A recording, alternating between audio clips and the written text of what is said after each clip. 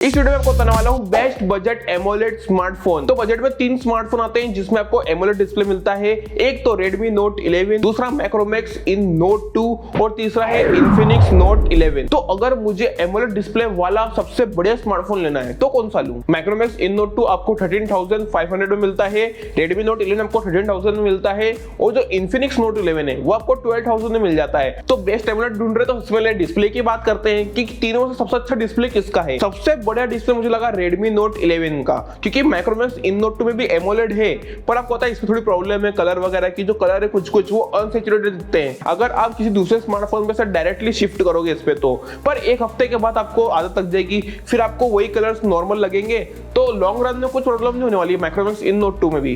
पर सबसे बढ़िया मुझे डिस्प्ले लगा Redmi Note 11 का। एक्यूरेट कलर्स, एकदम हाई क्वालिटी का डिस्प्ले लगता है। तो फर्स्ट पे तो Redmi Note 11 का डिस्प्ले है, सेकंड पे मैं Macromax in Note 2 रखूंगा और थर्ड पे मैं Infinix Note 11 का रखूंगा, क्योंकि उसका डिस्प्ले इतना ब्राइट नहीं है जितना एमोलेड होना चाहिए था और थोड़ा बहुत मुझे लो क्वालिटी का भी लगता है। अब बात करते हैं मेन चीज की, वो है कैमरा।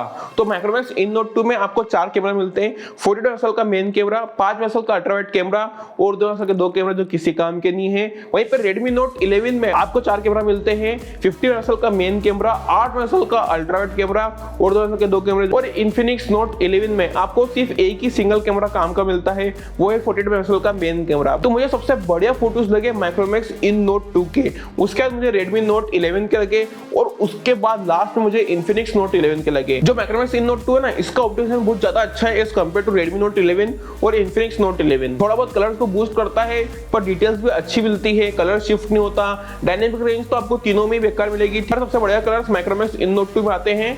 फिर Redmi Note 11 में क्या प्रॉब्लम है एक्चुअली कि इसके जो डिटेल्स है वो मुझे थोड़ी कम लगती है Macromax in Note 2 के मुकाबले। एक एडिशनल फीचर जो Redmi Note 11 को सबसे टॉप पे रखता है वो है 8 मेगापिक्सल का अल्ट्रावाइड कैमरा, क्योंकि उससे जो डिटेल्स आती है, उससे जो कलर्स आते हैं, उससे जो वाइड एंगल के फोटोज आते हैं वो फार बेटर है Macromax in Note 2 के 5 मेगापिक्सल के अल्ट्रावाइड कैमरे से। तो कैमरे के मामले में Redmi Note 11 और Macromax in Note 2 एकदम बराबर है। अब बात करते हैं स्पीकर की। तो Redmi Note 11 में आपको डुअल स्पीकर मिलते हैं, Infinix Note 11 में आपको डुअल स्पीकर मिलते हैं, पर जो Macromax in Note 2 है उसमें आपको सिंगल स्पीकर ही मिलता है। अब जो Redmi Note 11 के जो डुअल स्पीकर है उसमें 20% साउंड आता है ऊपर वाले स्पीकर से और 80% साउंड आता है नीचे वाले स्पीकर से। पर Infinix Note 11 स्पीकर के मामले सबसे आगे निकल जाता है इन दोनों स्मार्टफोन से, क्योंकि उसमें डुअल स्पीकर तो है प्लस 50% साउंड आता है ऊपर से और नीचे से और लाउडनेस भी इन दोनों से ज्यादा ही है।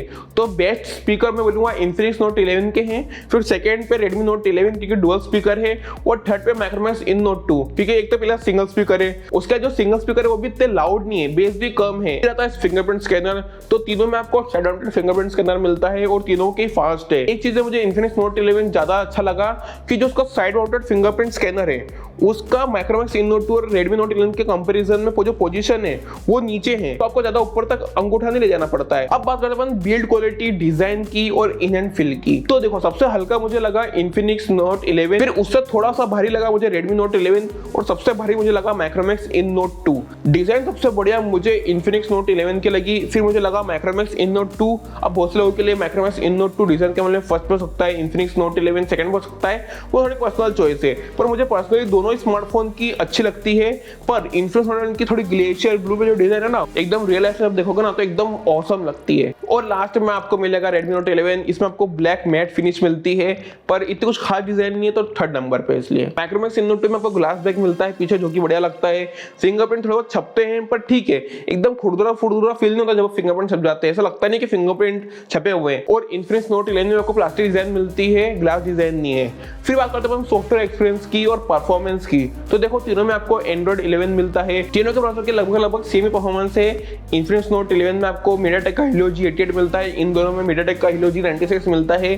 पर जो सॉफ्टवेयर एक्सपीरियंस है उसमें आपको Macromax in Note 2 बहुत अच्छा मिलेगा, क्योंकि आप स्टॉक एंड्रॉइड एकदम फास्ट चलता है, स्मूथ चलता है। फिर आपको सेकंड नंबर पे मिलेगा Redmi Note 11, इसमें आपको MIUI मिलता है। Redmi वालों ने इसकी जो ऐप ओपनिंग की एनिमेशन है ना वो बंद कर दी है इस स्मार्टफोन में, ताकि आपको पता नहीं चले कि लैग हो रहा है कि नहीं हो रहा, क्योंकि इसका जो प्रोसेसर है वो इतना अच्छे से ऑप्टिमाइज नहीं है as compare to Micromax In Note 2।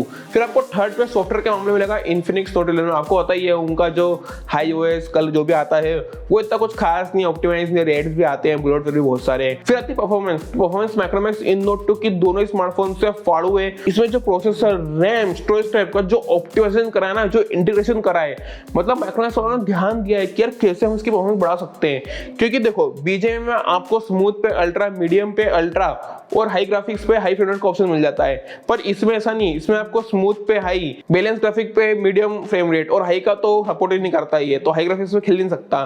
पर इन्फिनिक्स नोट 11 आपको स्मूथ पे अल्ट्रा, मीडियम ग्राफिक्स पे हाई और हाई फ्रेम रेट पे शायद तक मीडियम का ऑप्शन है। तो परफॉर्मेंस के मामले में, गेमिंग के मामले में, ऐप ओपनिंग के मामले में और 2-3 साल बाद भी हैंग नहीं होने के मामले में, इन सब चीजों को ध्यान रखते हुए मैं परफॉर्मेंस की बात करूं तो मैक्रोमैक्स इन नोट 2 टॉप पे है, सेकंड पे है रेडमी नोट 11 और थर्ड पे है इन्फिनिक्स। क्योंकि इन्फिनिक्स नोट 11 का प्रोसेसर रेडमी वाले से थोड़ा सा डाउनग्रेडेड है, G88 और इसमें G96, और उसका सॉफ्टवेयर भी बेकार है इस कंप्यूटर में। वही अपडेट तो भाई तीनों का कुछ कह नहीं सकते, तीनों ही कंपनी ने भले बोला होगा कि दे देंगे वो दे देंगे, पर तीनों का कुछ भरोसा नहीं, देंगे कि नहीं देंगे। पर आपको माइक्रोमैक्स इन नोट 2 में मिलने का ज्यादा चांसेस है, क्योंकि एक तो माइक्रोमैक्स के अभी स्मार्टफोन बहुत कम है मार्केट में, सबसे प्रीमियम स्मार्टफोन यही है, स्टॉक एंड्रॉइड है तो जल्दी जल्दी मिल सकते हैं। तो माइक्रोमैक्स इन नोट 2 को मैं बोलूंगा कि फर्स्ट पे रखूंगा अपडेट वगैरह सॉफ्टवेयर एक्सपीरियंस के मामले में। तीनों में आपको डुअल मैक मिल जाता है, नॉइस कैंसलेशन वगैरह का, बैटरी भी तीनों की सेम है और चार्जिंग भी तीनों की सेम है। 33 वाट का फास्ट चार्जर और 33 वाट की फास्ट चार्जिंग या 30 वाट की फास्ट चार्जिंग तीनों सपोर्ट करते हैं। तो चार्जिंग बैटरी में तो सब सेम ही है, बैटरी बैकअप भी तीनों का ऑलमोस्ट बराबर ही है, ऐसा नहीं कि कोई ज्यादा कोई कम हो। अब बात करते हैं कि बेस्ट कौन सा है तीनों में। मैक्रोमैक्स इन नोट 2 बेस्ट है, रेडमी नोट 11 बेस्ट है या फिर इन्फिनिक्स नोट 11 बेस्ट है? कौन सा एमोलेड डिस्प्ले वाला स्मार्टफोन ले हम? तो देखो, अगर आप गेमिंग चाहते हो, अगर आप परफॉर्मेंस चाहते हो, अगर आप 2 साल से ज्यादा स्मार्टफोन को यूज करना चाहते हो और आप चाहते हो कि हैंग नहीं हो, अगर आप अच्छे परफॉर्मेंस चाहते हो ना, तो फिर आप मैक्रोमैक्स इन नोट 2 को लो, क्योंकि इसमें मस्त ऑप्टिमाइजेशन की गई है। पर अगर आप अच्छे दिखने वाले स्मार्टफोन को चाहते हो, आपको लगे कि हाँ यार स्मार्टफोन हो तो बढ़िया है, या फिर आप किसी लड़की वगैरह को देना चाहते हो, आपकी सिस्टर या आपकी मम्मी के लिए लेना चाहते हो, तो फिर आप इन्फिनिक्स नोट 11 को ले लो। और अगर आप आपके पापा को या फिर आप खुद भी लेना चाहते हो तो आप रेडमी नोट 11 को भी ले सकते हो। तो फर्स्ट वे में मैक्रोमैक्स इन नोट 2 को रखूंगा कि डिजाइन के मामले में बढ़िया है, परफॉर्मेंस के मामले में बढ़िया है, सब कुछ है, इसमें क्या नहीं है भाई, मस्त एकदम। फर्स्ट पे भाई मैक्रोमैक्स इन नोट 2। सेकेंड पे मैं रखूंगा रेडमी नोट 11 को, क्योंकि रेडमी की थोड़ी ब्रांड वैल्यू ज़्यादा अच्छी है एज कम्पेयर टू इन्फिनिक्स, और सॉफ्टवेयर एक्सपीरियंस, ब्लोटवेयर, एड वगैरह वो रेडमी में ज़्यादा अच्छा है एज कम्पेयर टू इन्फिनिक्स। तो इसलिए सेकंड नंबर पे ये, और थर्ड पे मैं रखूंगा इन्फिनिक्स को।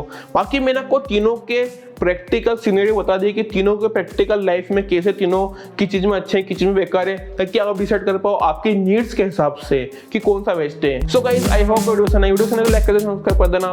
नेक्स्ट वीडियो में बाय।